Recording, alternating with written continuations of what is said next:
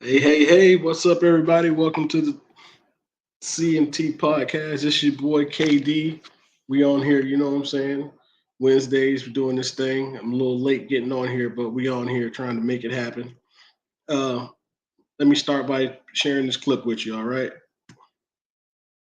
And this week, four robots being developed for military applications killed 29 humans in the lab. And they did it by shooting what he called metal bullets. I didn't know there was any other kind. Scariest part is that lab workers deactivated two of the robots, took apart the third, but the fourth robot began restoring itself and somehow connected to an orbiting satellite to download information about how to rebuild itself even more strongly than before. Mark my words. AI is far more dangerous. The top robotics company in Japan this week.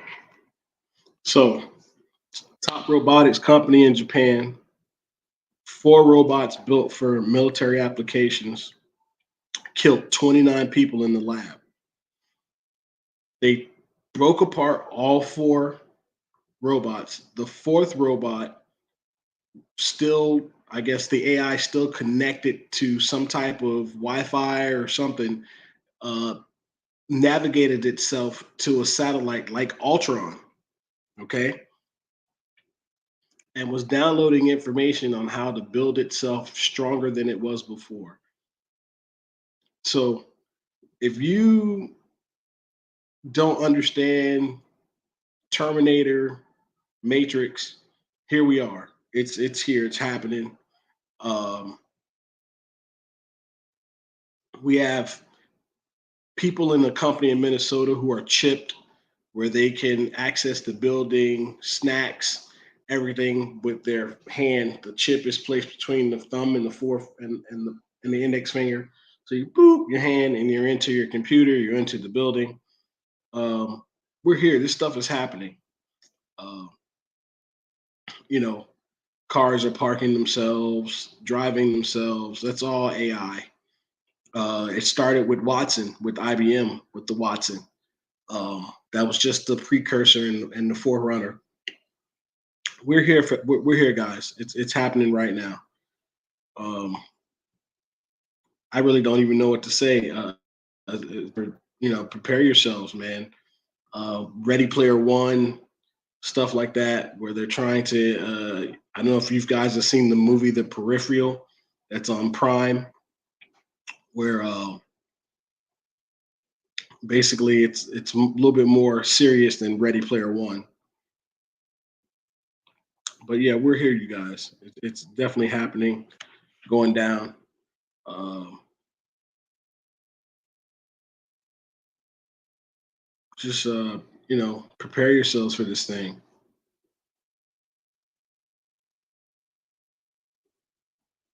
Bigger than Kyrie Irving. It's bigger than Whitney Houston. It's bigger than all of these celebrities combined. We're talking about let's cut off the children of people of Israel. That's a collective effort, right, to cut off an entire race of people. You got to think about how much money, like Deep just said, goes into that. How much time, how much planning, how much hatred goes into that. It's bigger than that because they know with the awakening of the children of Israel, their kingdom ends. That's right. Their kingdom comes to an end. And they said, nah, we can't have that. We got to keep giving drugs. We got to keep having to hate each other, starting these rap beefs with each other. Right. Then they do the Edomite magazines talking about the rap beefs and saying hopefully it doesn't get physical. Then the nigga says, yeah, let's make it physical now.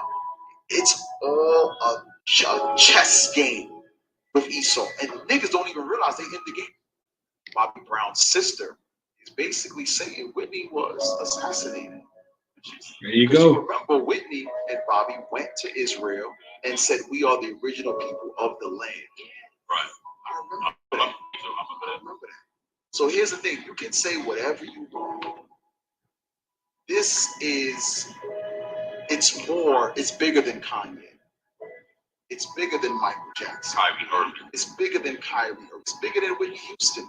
It's bigger than all of these celebrities combined. We're talking about let's cut off the children of people of Israel. That's a collective effort to cut off an entire race of people. You got to think about how much money, like Deep just said, goes into that. How much time, how much planning, how much hatred goes into that. It's bigger than that because they.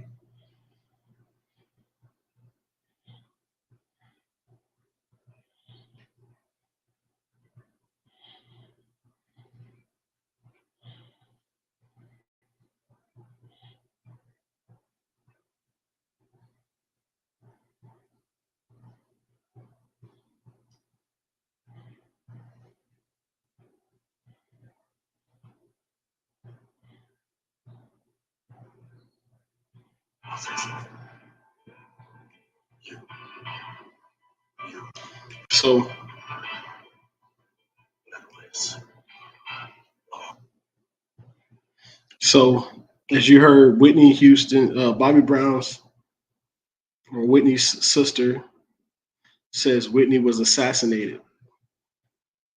What do we think, man? Look at what they're doing to Kyrie and Ye. They don't want people to know the truth. They don't want it to ever come out. They don't want nobody to ever know, the truth about what's really happening. That's why all this is going on. The eyes have been opened, and they don't want nobody to know what's really happening. It's just a sad world we live in.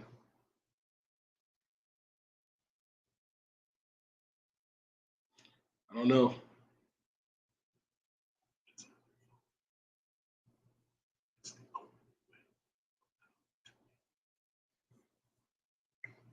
I got another little clip for you real quick before I move on to my bros podcast and get some info off of there. We can talk about some other stuff here.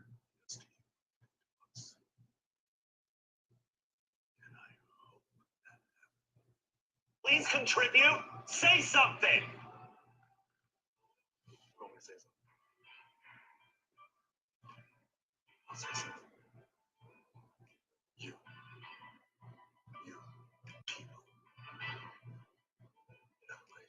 He's talking about the white people. They're a virus. They destroy the world. Everything beautiful they poison. Drag us from our homes, rape our daughters, kill our sons.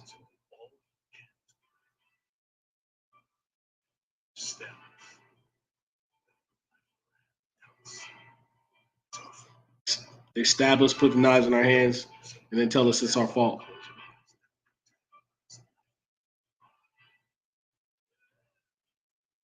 Some evil people, man.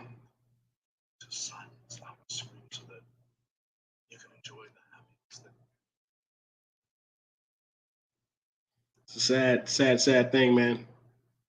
Sad, sad, sad. I don't even know how else to put it to you, man.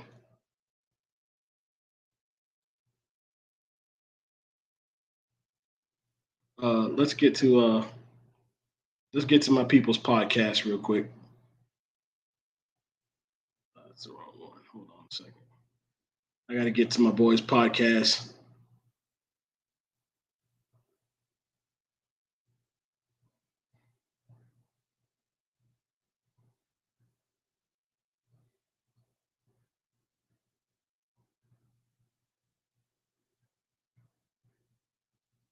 Hello, everybody.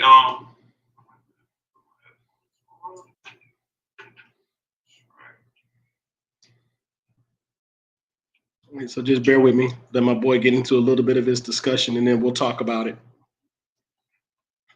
You got to check these boys out, man. The Political Matrix. He's always doing something cool, something funky on this thing. I believe this one is talking about the moon landing and is it real? Yes, we will be getting started shortly. I have a very, very special, I guess, a special presentation, I guess I would say. I have the gentleman Bart Cipro, investigative journalist, writer, let's see what documentary filmmaker. I see John out there. What's up, John? I figure I wanted to get on here a little bit early. I see John do. Sorry, I'm getting you mixed up. Bart. I've noticed Bart do a bunch of different interviews, and I wanted to make sure that I had the time to ask him a bunch of different questions and go a bunch of different angles, and not spend a lot of time like rehashing things that other people have already talked about asking, since we have been for roughly about an hour. So what I was going to do is I was going to start off this first part by sharing some commentary, well, a couple of videos to kind of get you guys all prepped and ready. And then he should be hopping in here in roughly about a half hour, and we will be going into the actual interview. So I figured let's start off with. I want to start off with this one interview here that Bart was going into with this gentleman, and it went into some of the questions that I see that he gets a lot of times on different platforms. So I wanted to bring this up on the screen and get this started, at least the first, I think it's like maybe the first 2 minutes or so, and then I wanted to show the Moonfrog confession that the video that he received. So let's get this started. Don't want to waste too much time, but let's get this started here. All right, so here we go. I guess it's Rob McConnell, on TV channel, but here we go. Waiting for yesterday, or was it 2 days ago, September 11th was the pre-assigned day, and after the 1 year to the day of the publication of the book, to release the video that I've had for a couple of years. And it's basically deathbed testimony of an evidence testimony of the main source of my book, Moonman, the story of a filmmaker on the CIA. You can get it at Sproul.com. And it basically, as I was editing the book, which I've been working on for 15 years, it's been 2 years editing, it's kind of the backstory of my films about producing the documentaries exposing the moon landing fraud, kind of the trials and tribulations I went through. I was put in touch with someone who was actually there at Cannon Air Force Base in Clovis, New Mexico, on June 1st, 2nd, and 3rd. His name was Cyrus Eugene Akers. He was the MP security chief of the entire military base.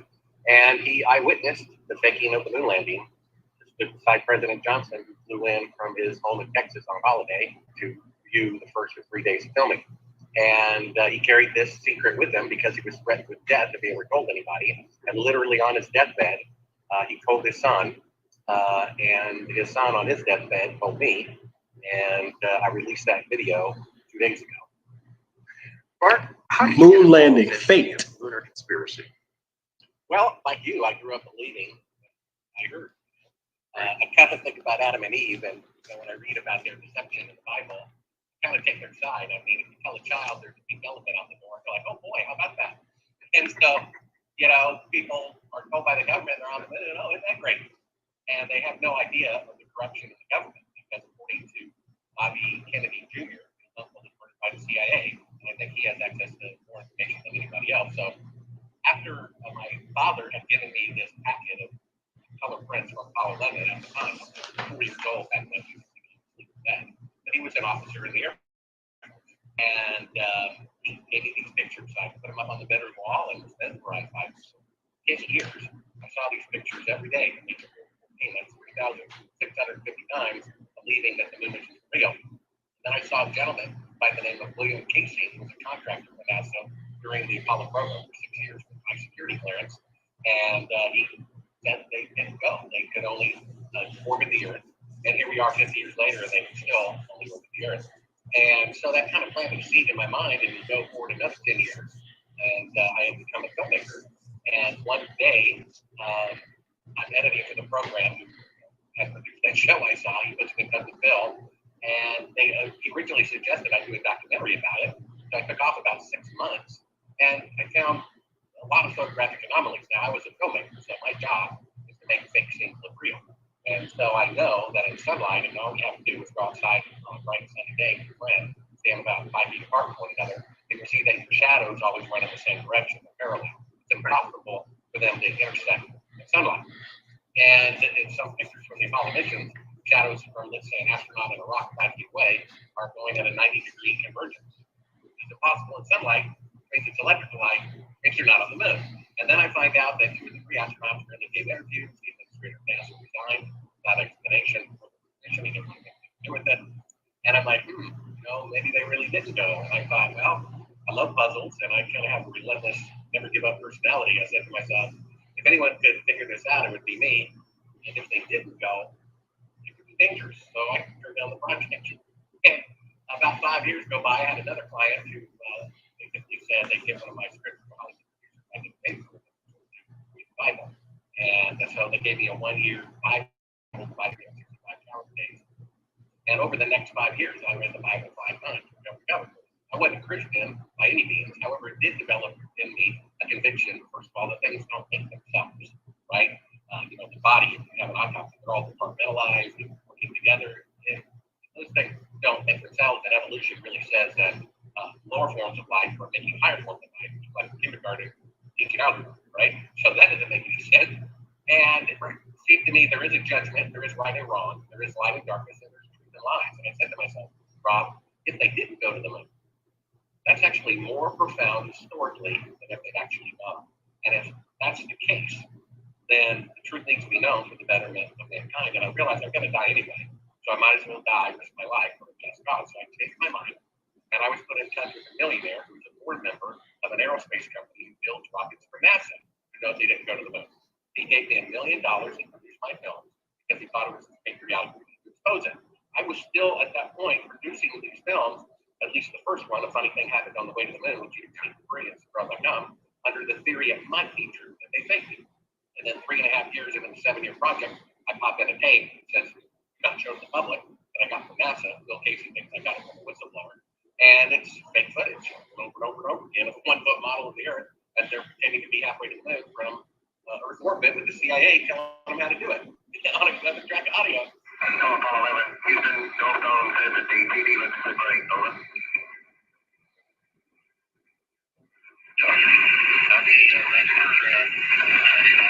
Oh my gosh, they really didn't go to the moon. So I called him, Bill, they really didn't go. They really didn't go. And he's like, well, Bart, I told you. I'm like, no, you don't understand. They really didn't go. And he's like, well, Bart, I told you. I wanted to give him the benefit of the doubt. And I guess because I really didn't want to live in a world that was that dark. And I just wept quietly because it's like, this is our world and this is our government. And that's a sad state to be in. Bart, I was talking to the Exomission earlier tonight, and how I admire the work that you do. And when I watched, I remember, it must be 10, 15 years ago when I first chatted you on the Exo. When did you release Funny Thing Happened on the Way to the Moon? That was in 2001. All right, so that's when we first had you on. And you sent me a copy of that as well as Astronauts Gone Wild. And I remember bringing it into the green room and putting it on. And I figure I'll stop and jump in right there. For those who don't know, that was his film, documentary film, Funny Thing Happened on the Way to the Moon. Well, that one, and he had Moon Man, which this was his title. And then the Astronauts Go Wild, which I will show a little clip of that. I will make sure to put all of these in the chat. Not the chat, but I'll put them in the description box. So if you guys are watching this right now, I will make sure to put it in there later so you can find this video and all the videos that I use here. Yes, people will still deny this. Watch out on the replay. All right, Gipper, cool. We'll see you then. And I'm gonna go shout out over there to Denver over on the Rockland side. Show. I'm not familiar with Mr. Cipro. It sounds like the movie Capricorn 1 might have been the real scenario. Well, actually, believe it or not, we all are actually kind of familiar with Bart Cipro. If you think back to that video of the astronauts, the guy who went up and he was interviewing Buzz Aldrin, and he had that video, the reporter who was going up to all the different astronauts, and they were assaulting him, and he was asking them to put their hand on the Bible and swear that they went to the moon. This is that gentleman here who was courageous enough to go out there and challenge them. And I feel like, that's not such an extreme thing to ask somebody. Hey, if you really win, just put your hand on the Bible. And that's what he was doing, challenging them. Some decided to use violence, which I'll show you guys a clip of that shortly. Another one was like, that's not even a real Bible. And another one got a little bit darker. So I'll hop back into this clip. I got a couple of things that I wanted to show you guys before Bart comes in here. I haven't heard back from him yet. I was messaging him a little bit earlier. So if he does come a little bit delayed, then that'll give me more time to get more of these clips in here. I do got most of my stuff loaded, so I won't have to search around for it, but let's get back into it. Screen it. You gotta be kidding. And when I saw Buzz Aldrin, take a punch at you, and then the comments that were made by Edgar Mitchell's son, after Edgar Mitchell gave you a boot. If these guys had nothing to fear, and if they really went there, all they had to do was put their hand on the Bible and swear. That was it. Yeah, one of the things that Astronauts Gone Wild is, which is kind of like the sequel, if you could call it, if a funny thing happened on the way to the moon, is I just tracked down astronauts and I popped a monitor in front of Edgar Mitchell and showed him the fake footage that I uncovered that conclusively proves that we didn't go to the moon. He turned deep red, started cursing at me, literally kicked me from behind. Yeah. And in the commotion, I left the wireless microphone on him, and in the commotion, my cameraman left the camera recording. So while the camera's in the backseat of the rental car in the guy's driveway with the doors closed, he's in the house with the son with the doors closed, and we're intentionally recording the audio of the conversation of him and his son in his house, where they're discussing whether or not to call the CIA to have me assassinated. Want to call the CIA? Have them whacked? So I didn't discover this until like 3 months later when the film secretary was transcribing the film. Called me out in panic. He says, Mark, you know what they're talking about at the end of the day when we left the mic on? He said, oh, no. He says, they're talking about calling the CIA to kill. I said, yeah, that's funny. He says, no, Bart, they're talking about calling the CIA to have you killed. I'm like, that's funny. He says, Bart, you're not listening. They're talking about calling the CIA to have you killed. Now, if they really went to them, and I'm some silly person who thinks they did, why would the CIA have you called? I mean, come on. Now, if I'm a journalist, real footage of fake photography proving a real government fraud of the CIA, then yeah, they might have to be contacted. And odd and sad point, Book of Proverbs says that when a curse is issued on a person who doesn't deserve it, like his son was the one who suggested that they call the CIA to have him killed. His son died of cancer a few years later. Wow. And your website is sibrel.com, just like it says on the bottom of the screen. Bart, after you completed the editing and you saw what you had there, how did you feel? Like you had the smoking gun. Yeah, I was scared to death. Really? Because I had a blind roommate and a toddler son, and I had proof in my house that the moon landings are fake. I freaked out. I'm like, oh my gosh, what have I done? What have I got myself into? Because I figured there'd never be any proof in my lifetime, and I was wrong. And I was in a panic. I called up Bill Casey, what do I do? And the phone call was interrupted, and all these strange things started happening. And then. So you heard that these people, one of the astronauts from the moon landing said he was going to call the CIA and get this guy whacked. It was this guy's son. So he's going to get this guy. They should call the CIA and get this guy whacked because he had proof that the moon landing was fake. Isn't that something? So if they'll do that about a moon landing, man, can you just imagine the stuff that we've been lied and told, and that's not even close to being real? You just got to put your finger on that, man. Just like this world we live in is so crazy. But I just wanted to give you guys a bit of that. Listen, you got to check my guys out at the Political Matrix. They got some good stuff on that thing, man. Just keep checking in with me. I'll keep letting you guys know about stuff and podcasts and stuff that's going on out here. This AI thing is really, really real, man. It's happening. Robot killed 29 people and then beamed up to a satellite to try to rebuild itself even greater. Skynet, man. Skynet. It's happening. If you don't believe me, get your butt over to Oslo, Norway, where they have the mainframes for the internet. That's where Skynet is hidden. It's real. It's a real thing. Machine City ain't far behind, man. So, yeah, they're really doing this thing, man. But yeah, check out my boys, the Political Matrix. Keep checking in with the CNT podcast. We'll have some more good stuff for you. I don't stay on as long as my guys. I'm doing this thing by myself. A little 25 minutes here, 30 minutes there. I'm really just getting my feet really wet, learning how to do this thing myself. Hopefully, my co-host will get on here sometime when he's got the energy and want to get on here with me.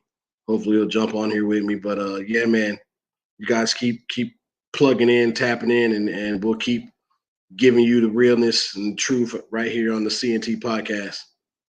All right, y'all, we out of here.